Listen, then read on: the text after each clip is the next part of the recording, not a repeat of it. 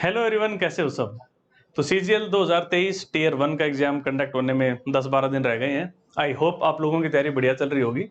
ये लास्ट के 10 दिन काफी इंपॉर्टेंट होते हैं। जैसे क्रिकेट मैच के लास्ट के 10 ओवर होते हैं, वही लास्ट के 10 ओवर्स में नॉर्मली काफी अच्छा खेला जाता है। शुरू के आप 40 ओवर में जैसा खेल रहे हो कंपेरेटिवली उसके, तो वही चीज यहाँ पे अभी अगले 10 दिन तक आप किस हिसाब से अपनी चीजों को परफॉर्म करोगे, उससे काफी इंपैक्ट पड़ेगा आपके स्कोर के ऊपर। ठीक है, अब माइंड में एक चीज चल रही होगी कि भाई एक सेफ स्कोर क्या रहना चाहिए, क्योंकि आपको पता है टीयर 1 क्वालिफाइंग नेचर का है, इसके नंबर तो जुड़ने नहीं है, सिलेक्शन होएगा आपका प्योरली टीयर 2 के बेसिस पे। ठीक है, तो एक थोड़ा सा यहाँ पे आप लोगों को आइडिया मिल जाएगा। आप देखो सीजीएल 2022 की जो टीयर 1 की कट ऑफ गई थी, सिर्फ जनरल कैटेगरी की बात कर रहा हूं मैं यहाँ पे, वो थी 114.27। ठीक है, यहाँ पे 3,60,000 बच्चों को कॉल किया गया था टीयर 2 के लिए।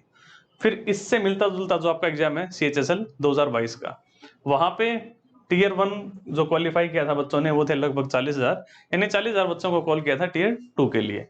और जो जनरल की कट ऑफ गई थी वो थी 157.729, काफी हाई थी। तो अब आप देखो कि सीजीएल 2023 की अगर मैं बात करूं, तो फिलहाल देखो वैकेंसीज का भी एक रफ सा आइडिया है अपने पास कि जैसे स्टार्टिंग में एसएससी ने दिया था, और 10 गुना बच्चों को यहाँ पे बुलाया जा रहा है। तो एक बार उतना ही मानने को एक बड़ा बूम न लेके चले वैकेंसीज के अंदर, तो भाई हम ये मान सकते हैं कि टीयर 2 के लिए लगभग 1 लाख बच्चों को कॉल किया जाएगा। ठीक है, लगभग 1 लाख। तो जब 3,60,000 बच्चों को बुलाया है, तब कट ऑफ गई थी 114, और जब केवल 40,000 बच्चों को बुलाया है, तब कट ऑफ गई है 157। लेकिन आपके केस में कितनों को बुलाया जाएगा? 1 लाख को।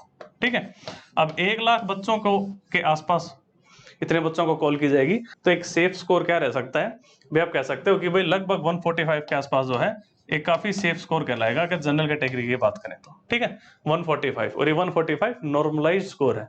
रॉ स्कोर की बात करें तो 135, 137, 38 या 140 तक भी आपकी बात बन जाएगी। यानी कि एक मतलब आसान नहीं होता। अगर आपने तैयारी अच्छी नहीं कर रखी, तो आप 135-40 नंबर लेके नहीं आ सकते। मैं जनरल कैटेगरी की बात कर रहा हूँ। ठीक है, तो फिर भी आप हो सकता है कि 130-32 वाले का भी हो जाए, बट हम एक्सट्रीम सेफ साइड की बात करेंगे कि आप टारगेट कम से कम ये लेके चलो कि आपका रॉ स्कोर जो है वो 140 के आसपास कम से कम हो, तब जाके जो आपका टीयर 1 यहाँ पे क्लियर होने वाला है। दूसरी चीज, ये जो 3,60,000 बच्चे थे जिन्होंने पिछले साल 3 लाख से ज्यादा बच्चे यहाँ पे अपियर हो गए थे जिन्होंने टीयर 2 का एग्जाम दिया था, लगभग मतलब यहाँ पे जितने बच्चे बैठेंगे इस बार सीजीएल 2023 के टीयर 2 में, यानी कि जो टीयर 1 को क्वालिफाई करेंगे, उनमें से आप लोगों को 80-90% से भी ज्यादा बच्चे वो मिलेंगे जो कि पिछले साल टीयर 2 का एग्जाम देके बैठे थे। और इनमें से फाइनल सिलेक्शन कितनों का हो गया था? लगभग 36,000 का। भाई हुआ था ना, 36,000 बच्चों को नौकरी मिली थी। तो इन 36,000 में से भी ये बात मान के चलो कि 30,000 के लगभग बच्चे ऐसे होंगे जिन्होंने दोबारा से फॉर्म भरा होगा, दोबारा से एग्जाम दिया होगा। तो जिस बच्चे का पिछले साल सीजीएल में सिलेक्शन हुआ है, आप सोच के देखो कितने कम चांसेज हैं कि उस बच्चे का इस बार टीयर 1 क्लियर नहीं होएगा। नहीं हो सकता ना, मतलब बहुत ही कम चांसेज हैं। तो मान के चलो कि यहाँ से 36,000 तो बच्चे यही आ गए सीधे सीधे इन 1 लाख में। और 36,000 ऐसे भी वही बच्चे होंगे जो कि सिर्फ 2, 4, 5, 7 नंबर से फेल हो गए थे। अब जो बच्चा पिछले साल फाइनल सिलेक्शन में 2-4 नंबर से फेल हो गया था, क्या आपको लग रहा है इस बार टीयर 1 का पेपर क्लियर नहीं कर पाएगा? कम चांसेस हैं, कर लेगा वो आसानी से। यानी अब यहाँ से आइडिया लगाओ कि अगर आपका पिछले साल आपका सिलेक्शन नहीं हुआ था, या सिलेक्शन से जस्ट 5-7 नंबर से अगर आप फेल भी नहीं हुए थे, तो मतलब वो सारा लॉट आपको मिलने वाला है यहाँ पे कंपटीशन में। यानी कि इतना आसान नहीं होता इस बार। मतलब सीजीएल 2023 की बात करें तो टीयर 1 निकालना भी इतना आसान नहीं होगा, क्योंकि सीजीएल 2022 का एक अच्छा खासा लॉट, एक बढ़िया लॉट यहाँ पे सीजीएल 2023 में भी बैठ रहा होगा। तो थोड़ा सा मतलब अब देख लो किस हिसाब से आप लोगों को तैयारी करने की जरूरत है। अगर लाइटली लेके चल रहे थे, स्कोर अगर ज्यादा बढ़ नहीं रहा है, 120, 22, 25, 30 पे अटक गया है, तो उसको लेके जाओ। अगले 10 दिन के अंदर जितने मैक्सिमम मॉक टेस्ट दे सकते हो वो दे लो, क्योंकि टीयर 1 के मॉक्स अलग पैटर्न के, आपके टीयर 2 के मॉक्स अलग पैटर्न के है ना, दोनों के एग्जाम्स के पैटर्न अलग है।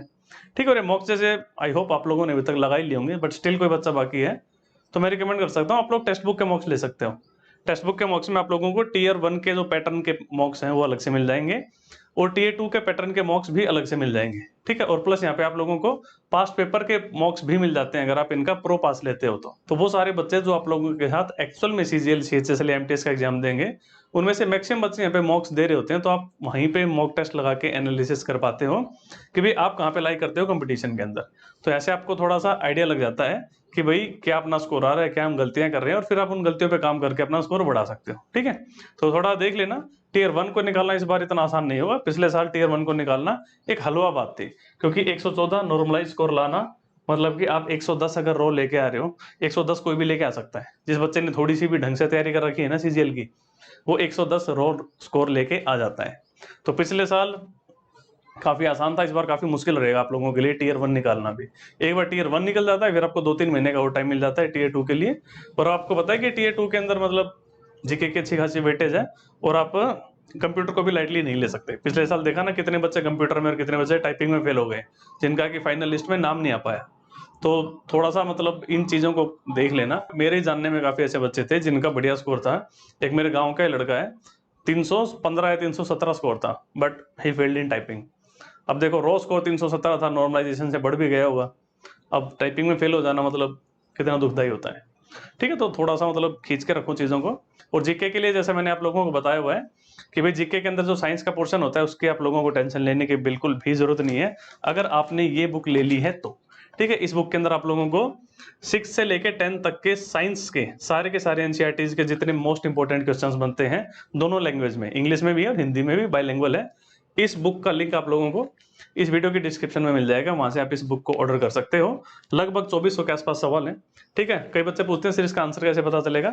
देखो हर ऑप्शन में किसी न किसी एक ऑप्शन के नीचे अंडरलाइन दिया होता है, तो जिस ऑप्शन के नीचे लाइन अंडरलाइन कर रखा है वो उसका सही आंसर है। ठीक है, किसी में ए के नीचे होगा, कहीं बी के नीचे, कहीं सी के नीचे, कहीं डी के नीचे, तो जो ऑप्शन जिसके नीचे अंडरलाइन है वही आपका सही आंसर होता है इसमें। और एक बार ये बुक लेने के बाद ट्राई करो कि 2-3 दिन के अंदर इन 2400 सवालों में से निकल के इसको साइड में रख दो, क्योंकि आपकी शिफ्ट में एनसीईआरटी से बात करें साइंस के, तो ठीक ठाक चांसेस रहते हैं कि 5 से क्वेश्चंस निकल जाते हैं।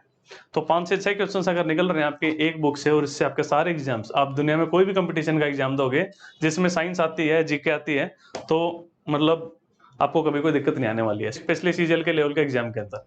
ठीक है, तो चलिए फिर इस वीडियो में रखते हैं इतना ही, मिलेंगे नेक्स्ट वीडियो में। Tata, take care, bye bye.